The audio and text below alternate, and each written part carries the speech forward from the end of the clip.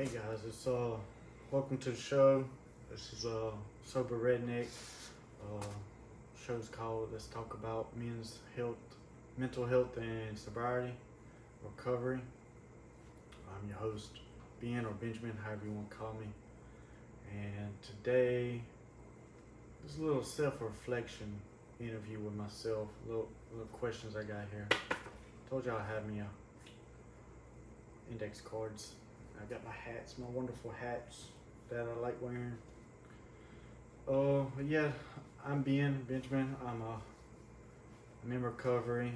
I'm an alcoholic. I'm like at 57 days sober. 4 more days and I get my 2-month ship. With that being said, let's jump into these questions. First one is, what am I grateful for? As you can tell, I just wrote down questions on here. I didn't write down answers, so all the answers is from the heart and from the top of the head. What am I grateful for? I am grateful for life, my kids, family. Those are pretty much my job. I'm grateful for my job. I love my job. That's what I'm really grateful for. Yeah, that's what I'm grateful for. Number 2, am I happy where I live and why? That's a tough one. If you ask the people back home in the States, they will say, yes, I like it here. But honestly, I kind of don't like it. I kind of do like it. I like it because it's just me. That's all I have to worry about is me and my guys. Do the job, come home, go to sleep, wake up, do it again. Pretty easy, simple. I like it. I love simple. What I don't like about it is I am away from my kids and my family. Debating on if I want to go back and see them on leave. I don't really have enough leave dates to do that as of now. And then the plane ticket to go back home is pretty expensive. And then I have to get a passport, which I think will be pretty easy. I just have to get my photo and then go to the embassy down here and get it. Yeah, that's why I don't like it here. I mean, I could manage it because it's my career, it's my job too. But yeah, it's iffy. It's iffy. Where's my inspiration and why? That's an easy one. It's my kids. I wake up every morning, I do stuff for my kids. I make them have a better life than what I had. I'm trying to be a better dad, a better person. Like I said in my previous episodes, my kids started, when I was drinking, they would mock me and be like, hey, go get a beer or go do this. And they do it now since I'm sober, and it makes me mad and angry because it's like, is that how they perceive me now? You know what I mean? I just want to change that, make them know that daddy's there, I'm always there, I'm a person they can come to, I can be accountable, if they need something done, I'm there, and just inspire them to be better persons than I was, a better human than I will ever be. That's what inspires me.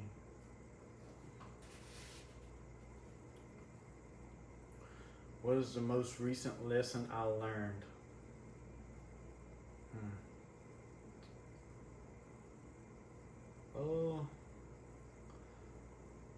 That's kind of tricky. Well, it's not tricky. It's just, it's hard. Most recent lesson I learned is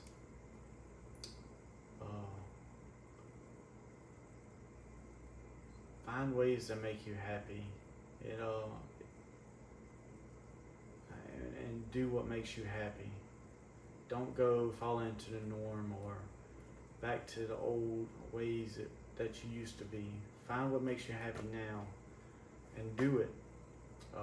It might make some people mad at you. They might not get why you're doing it. But if it makes you happy, do it. Don't have no regrets. Just do it. Someday, hopefully, the people that don't understand will eventually come around to understanding why you're doing what you're doing, and they can accept you for who you are now and not think of you as anybody else. Yeah, that's the most recent lesson I learned. Do what makes you happy and do it. Don't have no regrets, just do it. What worries me about the future? There's several things. My number one is my relationship. It worries me because, like I said in my previous episode, we both messed up a lot, and I messed up a bunch more, and I got forgiven for what I did, and I have forgiven her, kinda. Like, there's still some stuff there from it.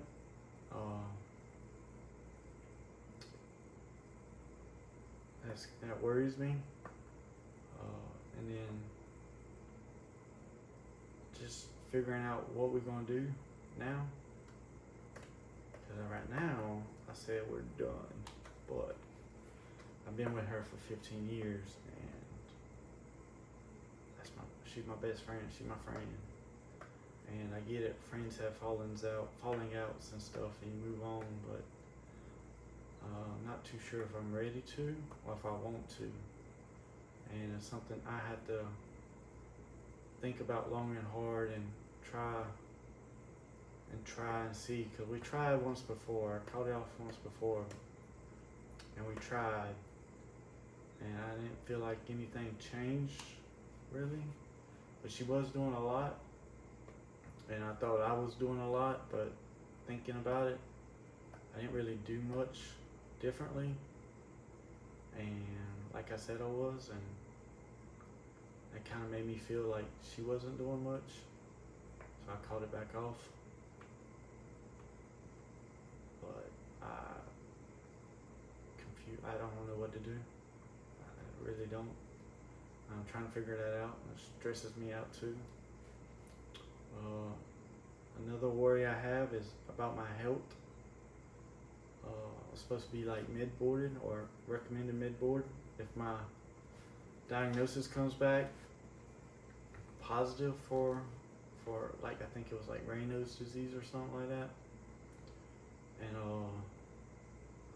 I got seen by a specialist and all that. I went and seen him a few times, did some lab work, x-rays and stuff. He came back to me and said, I have no diagnosis, no disease, but I have symptoms. Come back in 6 months. And then I can't get a follow-up appointment with my regular doctor.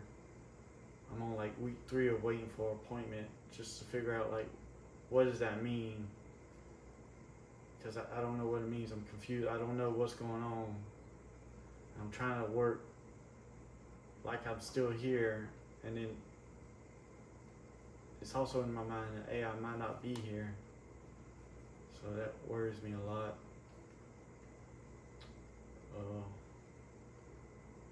Number 6. This is sort of a tough one. I've already discussed it with people close to me on how I would do this.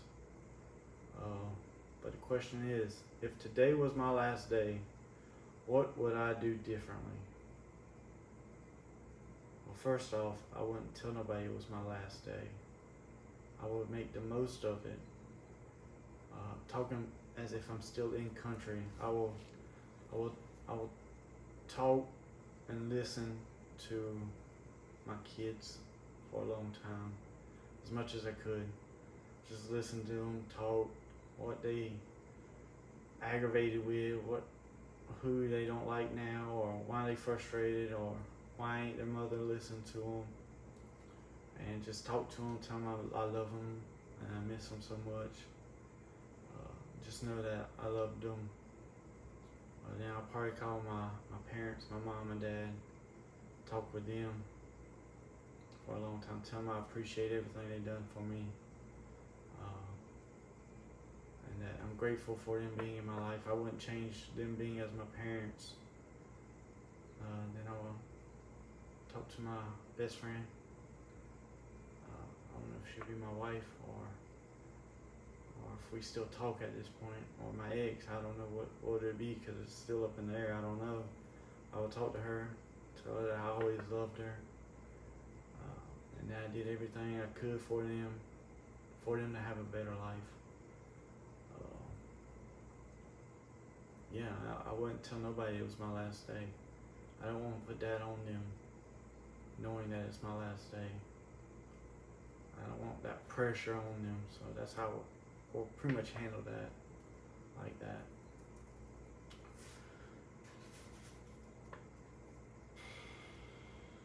Another hard one. How many friends can I depend on? Well, I have so-called a lot of friends that I've seen now that ain't really my friends, but they call me friends.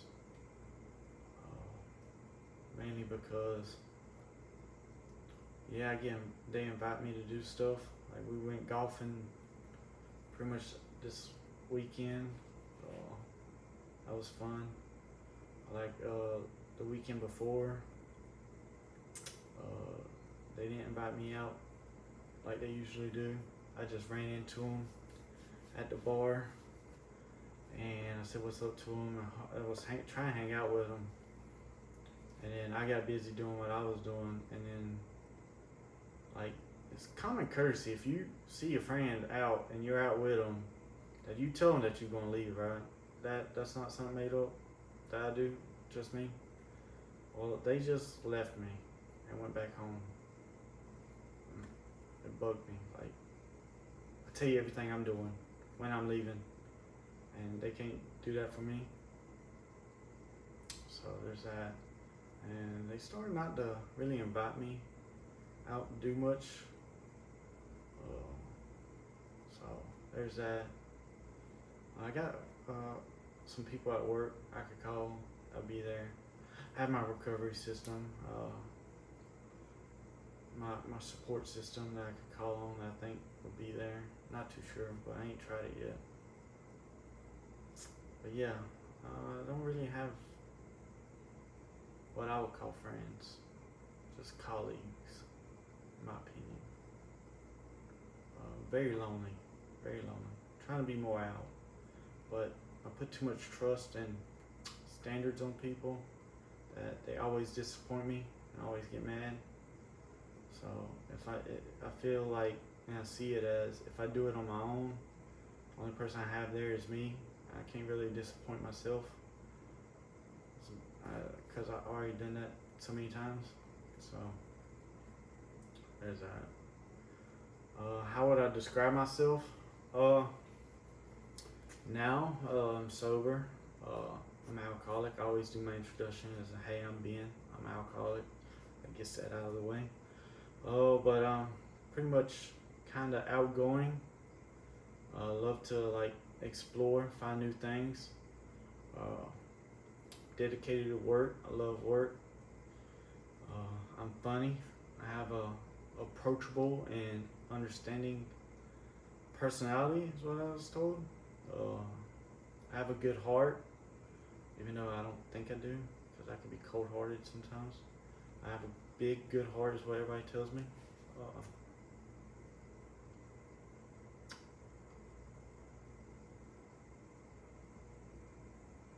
It's pretty hard. I think that's it. If you know me, and you think I missed anything, put it in the comments or text it to me. Let me know, because I'm pretty stuck at just those. What stresses me out, again on top of the list, is my relationship status. it stresses me out. But I just think about it a lot and try to like processing everything, make sure I'm making the right decisions and choices and stuff, so I don't have no regrets in life. Work stresses me out. This past week stressed me out a lot. With work, they want me to do stuff that's not really in my wheelhouse to do, but I'm gonna do it probably. Maybe I ain't made my mind up yet. It stressed me out. And just the way they operate here is stressing me out a lot, because I'm used to, I guess, old ways now. Now it's a new way. It stresses me out. Being in this room stresses me out a lot. I try not to be in here as much as I can. Yeah, that's about it. Number 10. Who are the most important people in my life? That's easy. That is, it's my kids. They're my inspiration. They're the most important people in my life. I want to take care of them, give them a life I never had, teach them and inspire them to be better than what I am, and to make the most out of their life. Those are the most important people in my life. Number 11. Oh, this list could go on and on. What don't I like about myself? Well, I have a hard time adjusting to new things. It's very hard to me, I think. I don't like new things. It takes me a while to adjust, and now that I can't drink, that's my way I used to cope with it. I can't do that, so now finding new ways to cope with new things is still challenging. Talking about myself, opening up like I am, and being honest with myself and honest with others is pretty, I don't like it, but it's something I have to do to help me recover on my path of recovery. It's a big one that I really don't like about myself. It's saying I was going to do something and not put my all into it, like changing to make my relationship better. I thought I was doing what I was supposed to be doing, but I didn't, and I felt kind of like in my old ways, which I didn't like that, so I was just like, oh, it's over, which I shouldn't have done that, but that's what I don't like about myself. I put a lot of hate and pressure on myself to try and do stuff, and when I don't do it, I really don't like myself when I don't do it, and just I don't like it at all. Main thing is, I don't like not doing what I say I was going to do, not committing to something, change for the better, and it bugs me a lot, like really bad, thinking about it now. But I have to do better. I have to try better and be better. So I have to work on that, commit to what I'm doing, and give it my all, not half-ass it or bullshit it. Recent thing I don't like about myself is I got like these shakes. I shake now a lot, pretty bad, and have muscle spasms that I need to go get seen about. I don't like it. It irritates me a lot. Oh, to sum this all up, sorry this is not as long as it usually is. Well, I said in the beginning, my show is not about a time limit. I'm not going to set a time on it. I'm just going to give you what I know and give you interesting interviews with people, maybe help you out, maybe you can relate. Uh, maybe you relate to what I said today. Maybe it can help you out. But I'm gonna tell you about my weekend. So my weekend was pretty good, kinda. Friday, I thought we did everything we needed to do at work, but apparently we didn't. So all the NCOs had to stand by, and we pulled weeds out of cracks in the motor pool for at least an hour. I seen the point in it. I understand why we did it, but it still bugs me. 11 years, and I'm still on my hands and knees in a motor pool picking grass out of cracks. I thought I was over it. It was a wake-up call that I'm not.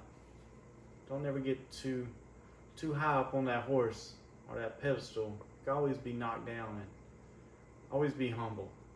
Always be humble. You can always learn something. Every day you should learn something new. Besides that, Saturday I went to a place called Nijimora Studios here in Dungarchong. It's a Japanese style village. You could rent kimonos, outfit to wear throughout the entire time you're there. You could rent samurai suits also and be a samurai for a day. You could do photo shoots there. You could also stay the night there and do, they have a whole program outlined of what you'll do that whole night. They have tea experiences and experiments and stuff, which is pretty cool. You could buy the package. I'll drop that link to that place on my YouTube for anybody that's in Korea that wants to check it out. It's pretty neat. I think it's the closest thing you could get to Japanese style living without actually going to Japan. Then later on that day, I went and played virtual golf, played 2 rounds. It was very fun. I'm starting to enjoy virtual golf a lot more, or golfing a lot more than what I did. Getting pretty good. I'm shooting around 98 to 100. I know that it's not good, but it's good for me. I like it. And then today I had to drive some soldiers down to another base so they could go attend a course for 2 weeks. That was pretty cool. I spent most of my day driving. I attended AA today, where I hosted AA today. I was the chairman of AA, which was pretty neat. My first time doing it. Felt good. I always feel good doing AA. I would say if you sober curious, go check it out. Don't knock it till you try it. AA is not for everyone, and I'm fine with that. It doesn't work for everybody. But try finding something that does work for you, and don't knock it till you try it. Then I'm gonna ask y'all a question I was asked today in AA. The question is it easier or harder to do things now without alcohol? And for me, it was a toss-up. It's somewhat easy and it's somewhat difficult now. It's easy for me because I could go out and do things and be around alcohol and not want it. But then it gets to the point where if you stay in a barbershop long enough, you end up getting a haircut. So eventually, yes, I would get cravings and urges to drink, but I'll just get up and leave and just go for a walk or come back to the room and go to sleep. But yeah, think about that. Is it easier or harder to do things now without alcohol on your journey to recovery? Think about it and give me a serious answer on that. I'd love to hear feedback. I haven't got feedback yet, but I would love feedback. Always love feedback. Well, I encourage feedback. If you don't like me, say you don't like me. I don't care. I'm gonna still do this. You don't hurt my feelings. You can't hurt my feelings. I've been in the military for 11 years. I got thick skin. I can handle it. And then I will end with what I end every episode with. Remember, be honest with yourself. Be 100% honest with yourself. It's hard, but once you do it, you feel better. It's painful, but it feels better. You get that weight off your shoulders, is relieved, and you just feel a whole lot better about yourself. And it helps you be honest with others too. It's easier for us to give advice to others than it is for us to give advice to ourselves. And once you start working on that, being honest with yourself, you can start giving yourself advice much easier. And remember, guys, it is your choice to stay on the path of recovery. We are all either working on recovery or working on relapse. Thanks for coming to my podcast. This is Sober Redneck signing off. I hope you have a good day, guys. Enjoy y'all's week. I'll see y'all next week.